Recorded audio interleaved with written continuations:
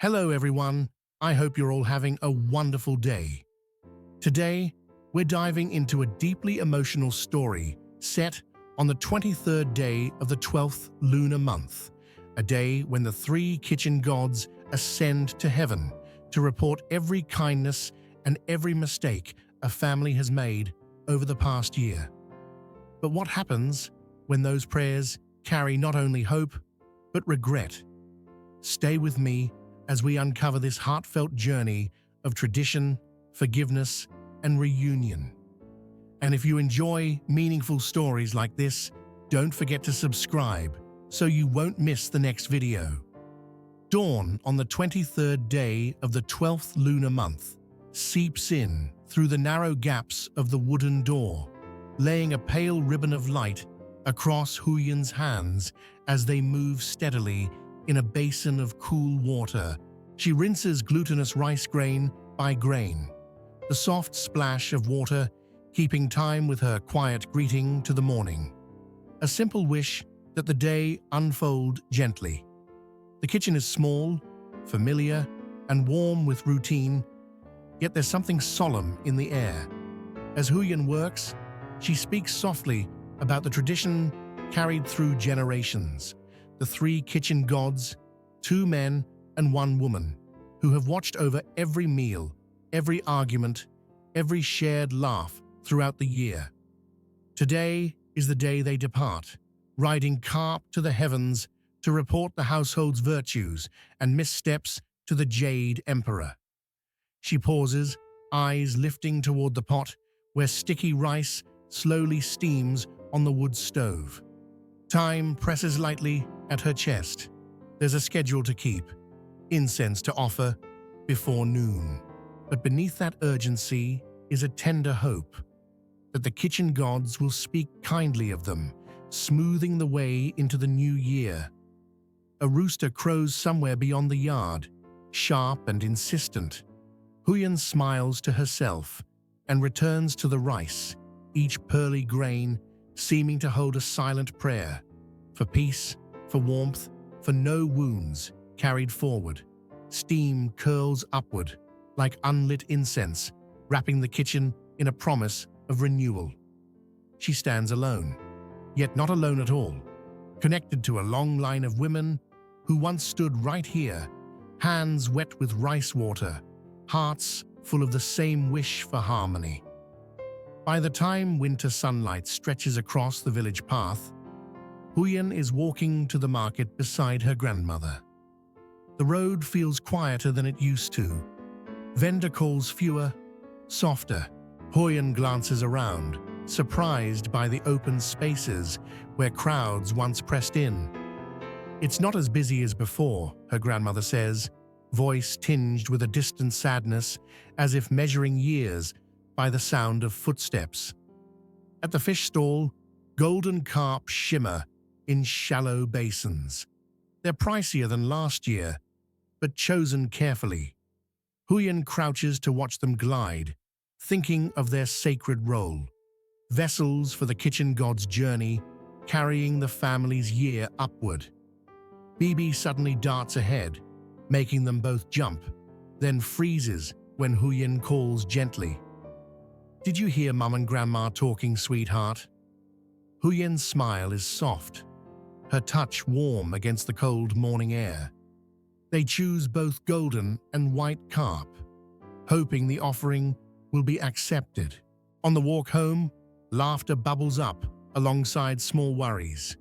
The fish must stay lively, must swim strong. As the market recedes, a quiet melancholy settles in Huyan's chest.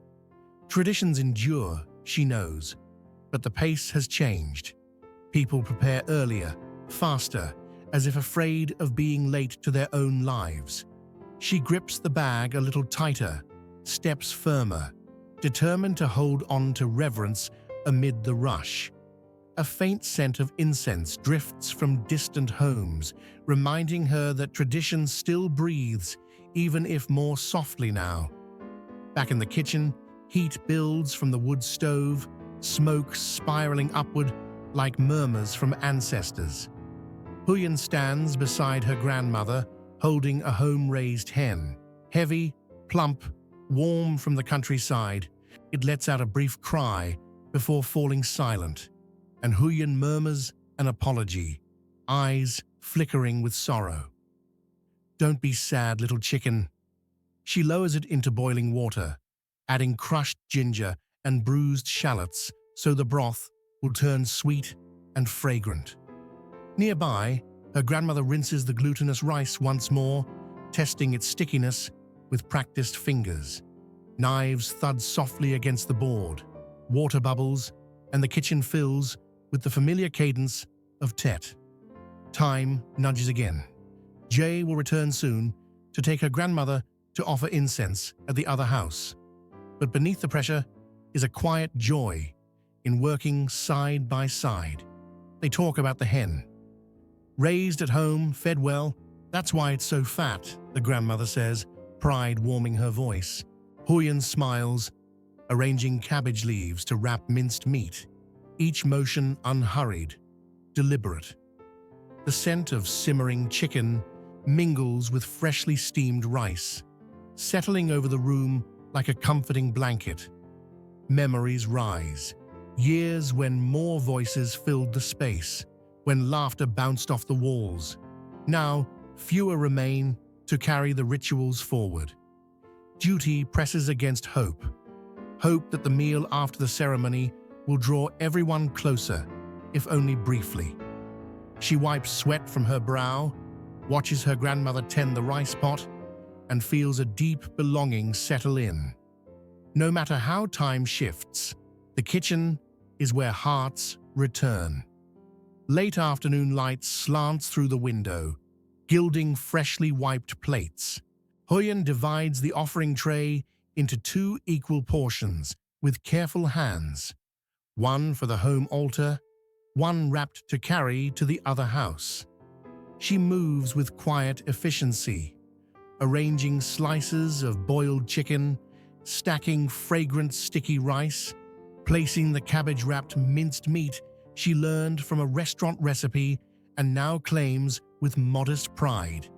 The aromas fill the cramped space, rich and grounding. Then the conversation turns, and Huyen's heart grows heavy. "Poor Hana," her grandmother says softly, working herself to exhaustion so her husband could study, only for him to find another woman in the city. Huyen nods, hands pausing mid-tie, gaze drifting to the empty yard. She imagines Hana alone, rising before dawn, returning to silence heavier than any bundle of weeds. Time presses harder. Jay could arrive any minute. Huyen tightens the string around the parcels, as if binding hope itself, that the meal afterward might pull Hana closer, ease her ache. They sought votive paper and the kitchen god's hat, each item placed with care, sincerity offered alongside food. A brief laugh breaks out while checking for missing pieces, but worry lingers beneath it. Will Hana come in time? Will she accept the invitation? Watching her grandmother wipe her hands on her apron, Huyen understands something quietly profound. This shared labor isn't just preparation. It's an invisible thread stitching scattered lives together. She breathes in the scent of chicken, letting it steady her. No matter how harsh the world feels, these small reunions are worth clinging to. Anticipation replaces urgency. Maybe Hana will appear. Maybe tonight they'll sit together, even if only for one simple meal. Twilight settles in quietly, wrapping the small house in a veil of soft shadows and thin strands of incense smoke.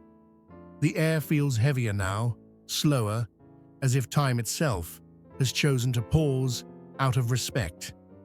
Huyen stands beside the altar, her movements careful, almost reverent. She places the plate of sticky rice down first, then the neatly sliced boiled chicken, and finally the basin where the carp still swim in slow, tired circles. Her fingers tremble, just slightly, not from cold, but from the weight of the moment. Jay steps forward, his posture straight, his voice low but steady as he begins the prayer.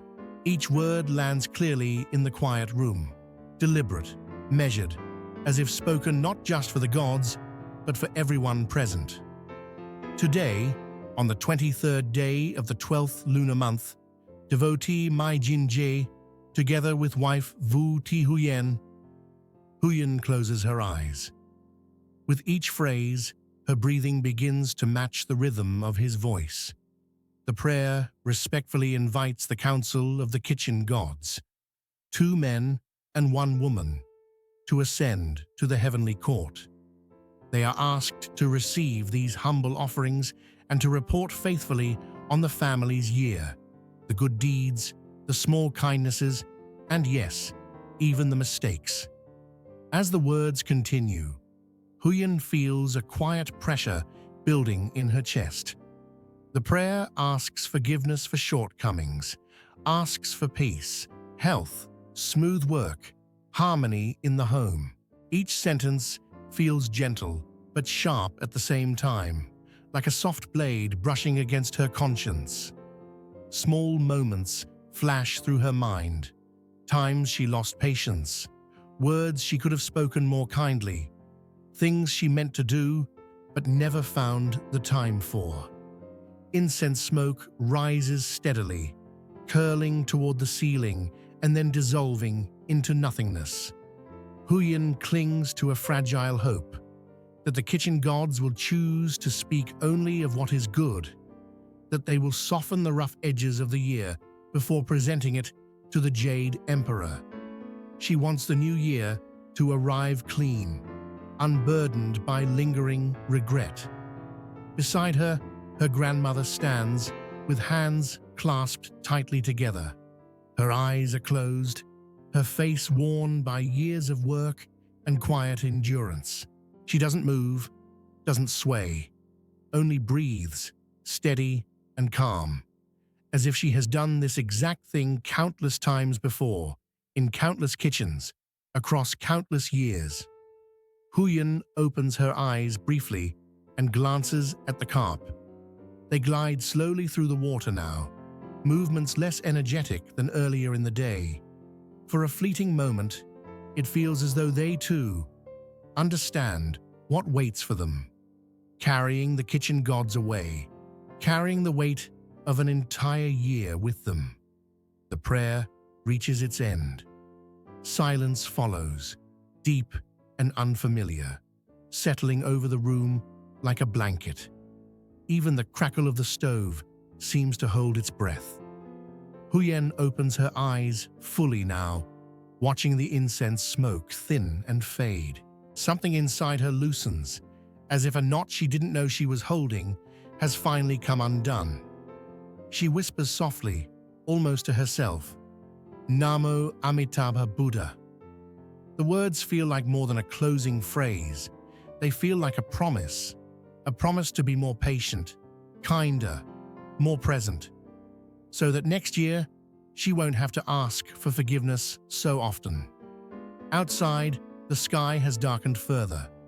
By the basin near the yard, Huyen kneels and gently lifts one of the carp. It thrashes weakly in her hands, its slick body cold against her palms. She carries it to the nearby stream, crouches low, and releases it into the water. For a brief second, it hesitates, then glides forward and disappears into the fading light. The second carp follows soon after, vanishing just as quickly, like the final moments of the old year slipping away. Not far from her, Jay lights the pile of votive paper. Flames flare up, bright and sudden, before settling into a steady burn. Paper money, hats, and symbolic clothes curl and darken, consumed by fire. The crackling sound blends with the winter wind, sharp and fleeting. Huyen watches the flames, struck by how quickly everything turns to ash.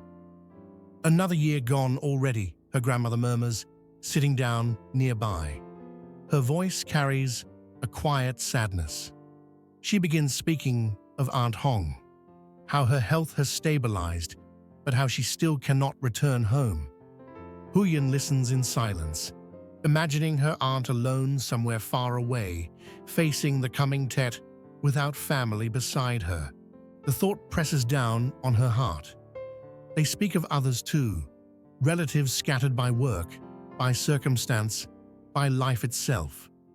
The ritual's solemn weight has lifted, but in its place rises a different ache, a longing for completeness that reality refuses to satisfy. Huyen stares at the dying fire, feeling the contrast keenly. Sacred duty fulfilled on one side, human regret lingering on the other. When the flames finally die out, leaving only glowing embers, Huyen exhales slowly.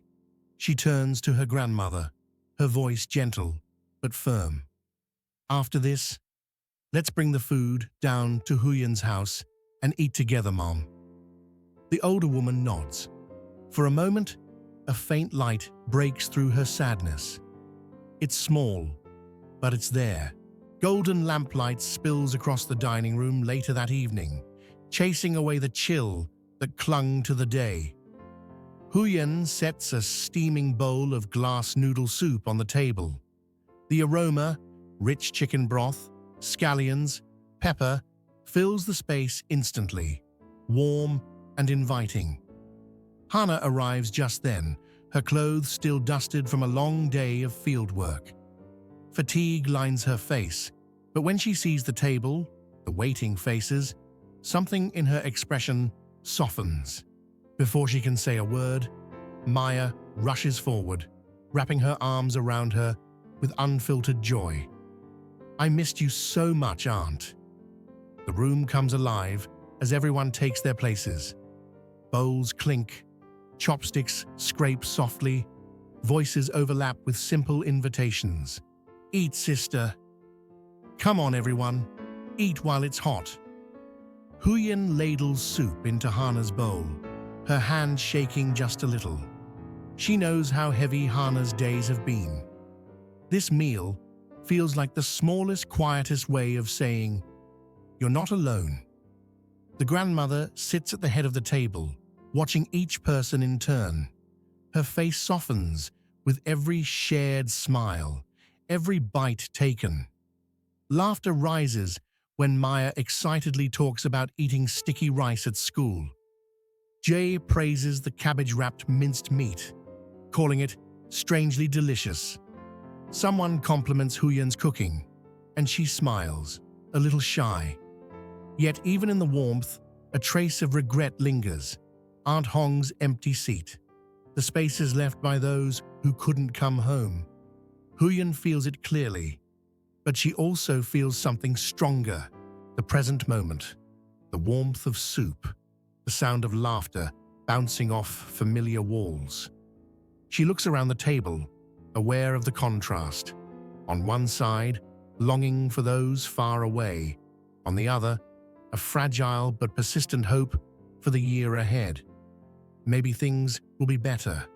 Maybe the family will feel more whole again. Huyen lifts her chopsticks and says softly, "Eat, everyone. Today is a beautiful day." The words carry more than they seem. They are a wish, a quiet promise. No matter how fast time moves, no matter how harsh life becomes, this table, this kitchen, will always be the place hearts return to. The meal stretches on, voices blending into an easy hum, and as the night deepens, Huyen feels her heart lighten. The old year is closing. The new one waits just beyond the door, and it opens not with perfection, but with the most precious things she knows: family, imperfect, scattered, but still here.